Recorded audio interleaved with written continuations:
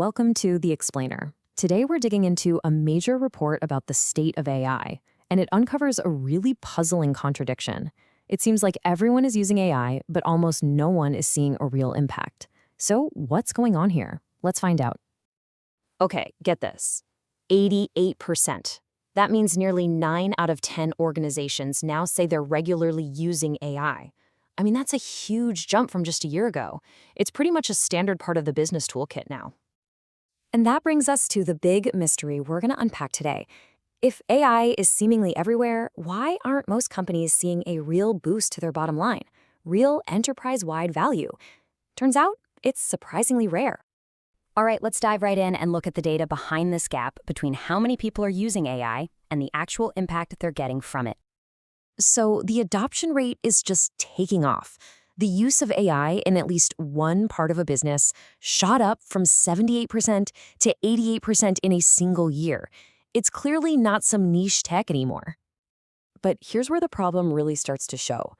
Despite that super high adoption rate, nearly 2/3 of companies are basically stuck in what you could call the pilot trap. They're running experiments, they're testing things out, but they're just not managing to weave AI deep into the business.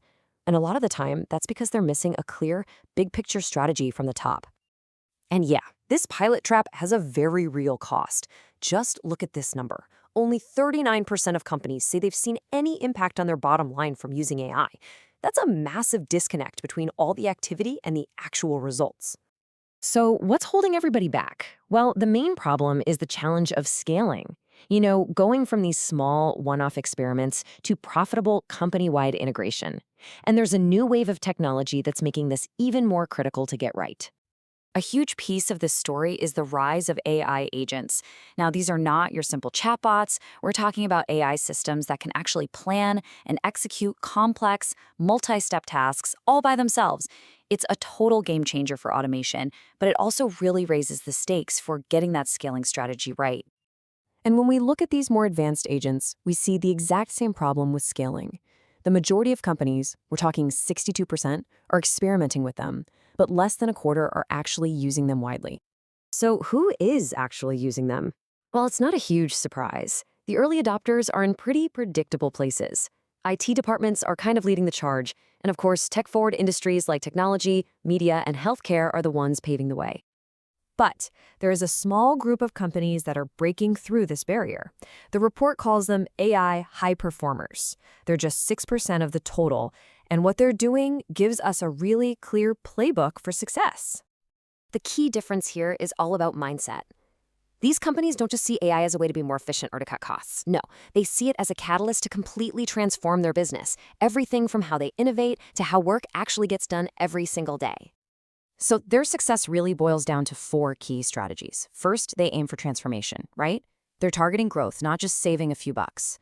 Second, they redesign their workflows from the ground up with AI in mind, instead of just bolting it onto old, clunky processes.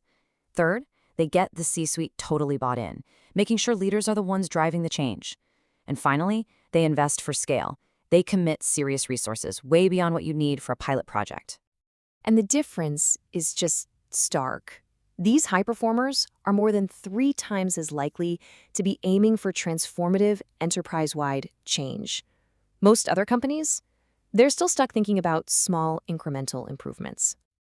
And they really put their money where their mouth is. Over a third of these high-performing companies are committing more than 20% of their entire digital budget just to AI. That's more than double the rate of other organizations.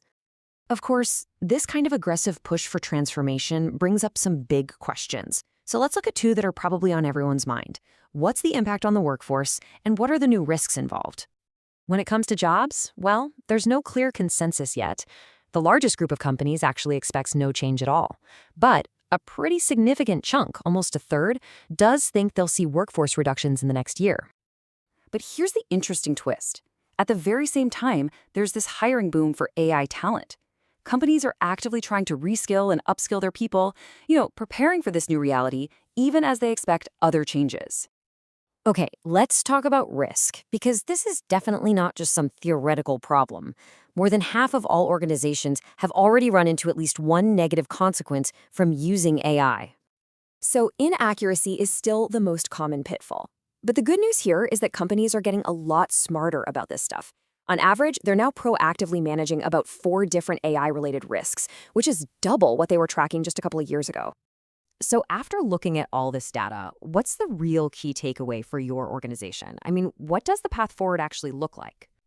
The most crucial lesson from these high performers is this: success isn't about just using AI, it's about having a bold, strategic vision for how it's going to fundamentally transform your business.